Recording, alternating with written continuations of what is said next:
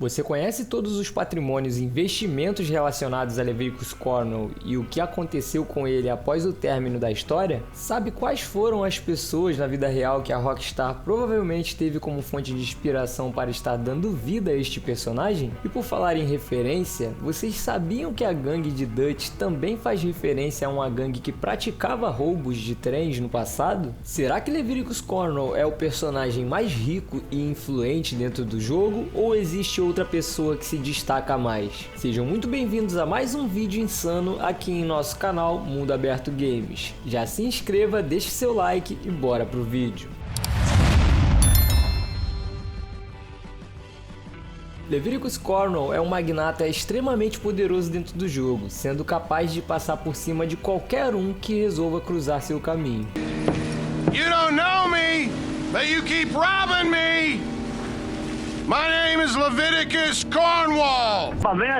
E para conseguir o que quer, não existem limites. Ele costumava agir de todas as formas, dentro e fora da lei. Tudo será mostrado de forma cronológica para estarmos entendendo melhor todos os detalhes relacionados à sua origem e história do princípio ao fim. No capítulo 1, na missão chamada Velhos Amigos, descobrimos após atacar uma base dos O'Driscolls que eles estavam planejando roubar um trem pertencendo a Leviticus Cornwell. E na missão chamada Quem diabos é Leviticus Cornwell é onde estaremos de fato roubando seu trem. Existem vários esquemas financeiros relacionados a ele dentro do vagão que, se fizermos essa missão na pressa, focando apenas no roubo dos títulos, estaremos deixando esses detalhes passarem despercebidos. Estou falando de dois documentos importantíssimos. Neste aqui, vemos claramente uma parceria de Leviticus Cornwell com o dono da mineração de carvão na cidade de Johannesburg, um grande empresário chamado Archibald Jameson. Esse personagem, apesar de existir e ter até mesmo duas variações de roupas nos arquivos do jogo, infelizmente sua participação no game foi removida. Que pena! Mas fiquem tranquilos que todos os detalhes e curiosidades envolvendo este personagem fiz questão de estar explicando em um vídeo separado que estarei deixando na descrição, no card e nos vídeos finais. Além de fazer investimentos na mineração de carvão em Johannesburg, também vemos um documento onde claramente podemos notar uma parceria de Cornwell com a companhia de exploração de petróleo Leyland, onde o gerente das finanças, chamado James Critchley, solicita o pagamento de $2.000 para que a empresa possa dar continuidade no projeto. É importante observar na carta que este contrato já estava sendo feito no final de 1898, ano em que se passa Red Dead Online. Trazendo este roubo de trem para a vida real, podemos notar que a Rockstar provavelmente se inspirou na gangue de Butch Cassidy, que permaneceu em atividade no ano de 1899 até 1901. Em 1899, a gangue Butch Cassidy roubou um trem da Union Pacific Railroad, ferrovia de transporte que pertencia a Edward Henry Harriman. Por este motivo, até mesmo pelo fato de ser um magnata da ferrovia, Henry Harriman é uma das pessoas que a Rockstar provavelmente se inspirou para estar dando vida a Leviticus Cornwell. E com relação à gangue Butch Cassidy, se compararmos eles com a gangue de Dutch, ambos praticavam roubos de trem e também estavam sendo procurados pelos Pinkertons. Como é que é? Para quem não sabe, os Pinkertons existem na vida real e inclusive a Rockstar até teve problemas com eles pelo fato de ter usado seu nome sem autorização. Vocês sabiam disso? Eu não sabia.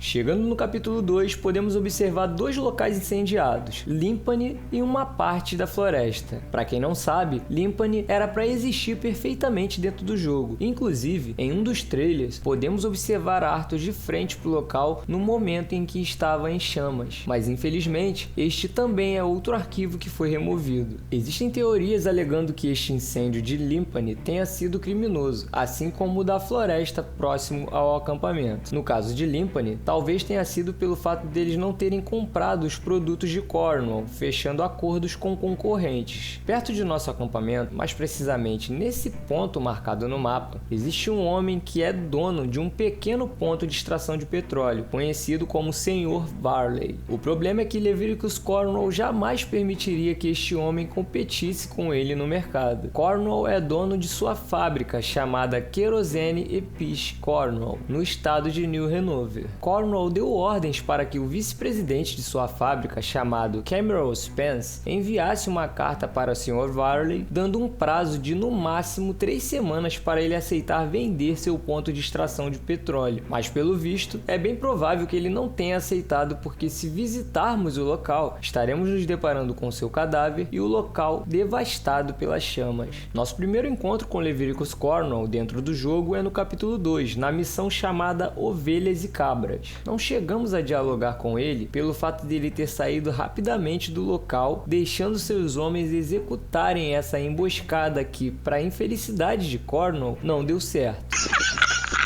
É importante lembrar também que no capítulo 2, na missão A Todo Vapor, nós roubamos uma carga inflamável de Cornwall para estar roubando um trem em Scarlet Meadows. Sem contar a ideia que o Uncle teve de roubar uma diligência no capítulo 3, na missão chamada Boas Intenções. E para variar, adivinha de quem era aquela diligência? Repetindo o mesmo erro toda hora! Toda hora!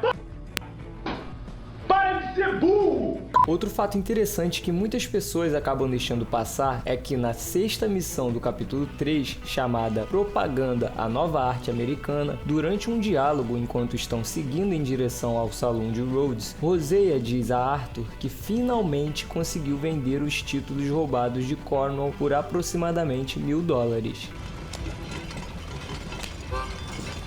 So I finally sold those Cornwall bonds. Got close to 1,000 for them. I wanted more, but not bad considering how hot they were, especially after that bloodbath in Valentine. No, not bad at all. Apparently, Cornwall's been pumping a lot of cash into the Pinkertons. Wants to keep their full effort on going after gangs. Gangs like us. Yeah, that don't surprise me.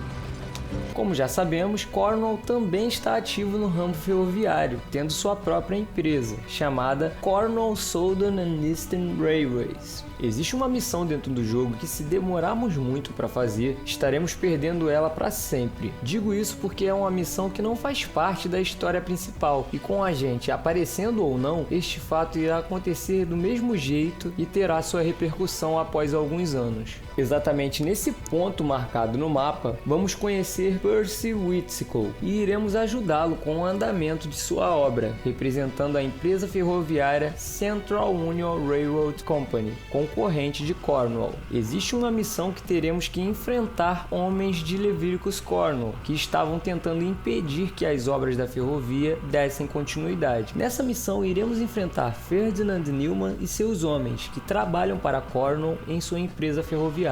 Para mais detalhes relacionados a esse fato, estarei deixando outro vídeo no card e na descrição sobre esse assunto. Partindo para Saint-Denis, local onde encontra-se suas principais fontes de renda, perto das docas, podemos observar seu enorme pátio de carga. Para quem não sabe, era para ter uma missão nesse local envolvendo Cornwall, mas infelizmente também foram removidos do jogo. Cornwall também era dono dos bondinhos de Saint-Denis, atuando no transporte das ferrovias e também dentro da cidade. Ele detestava tanto Dutch e seus homens que também fez questão de investir nos Pinkertons para que eles possam finalmente tirar os Vanderland de seu caminho. Mas será que deu certo?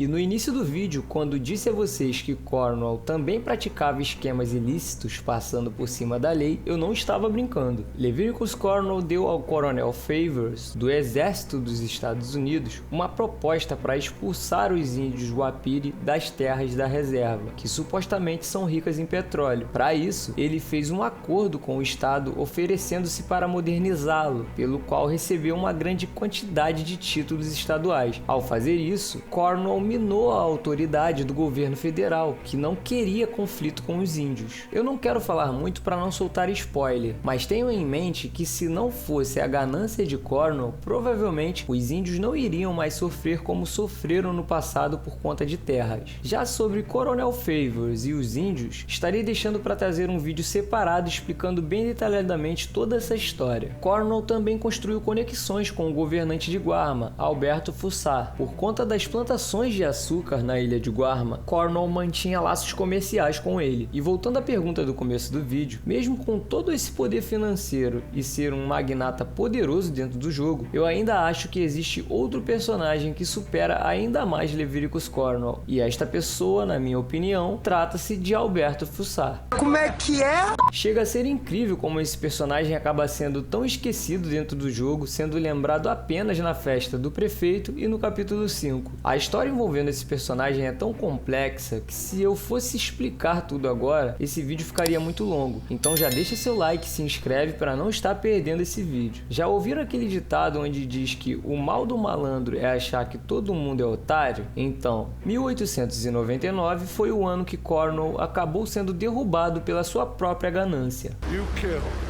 I kill. You rob, I rob.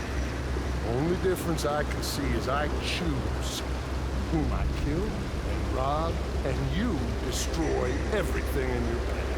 Heard this way. Olha, tiro! Já briga! Já briga, vai! Olha só!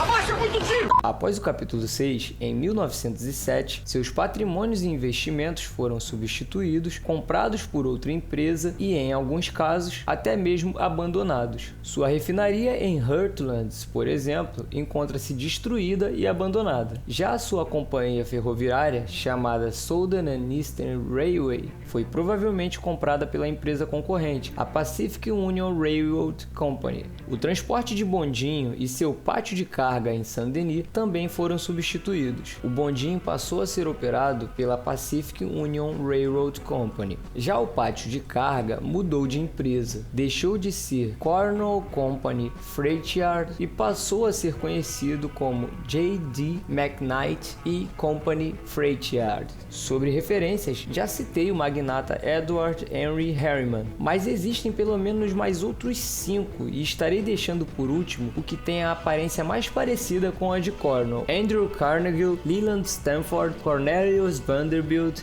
John D. Rockefeller e por último, e mais parecido de todos, temos o John Pierpont Morgan. Lembrando que os cargos que essas pessoas exerciam na época variam entre banqueiros, empresários, donos de companhia ferroviárias. Ator pornô também. Não, ator pornô não, mas tem um que tinha boas relações com políticos, que foi Andrew Carnegie. Lembrando que tudo que foi citado nesse vídeo vocês podem estar consultando na descrição todas as fontes de pesquisa, beleza? Se até hoje você tem dúvidas da verdadeira identidade do Homem Estranho, vou deixar nos vídeos finais um vídeo que tenho certeza que tu vai gostar, sem contar os outros. Deixe seu like, meu forte abraço a todos, nos vemos no próximo vídeo, tamo junto, valeu!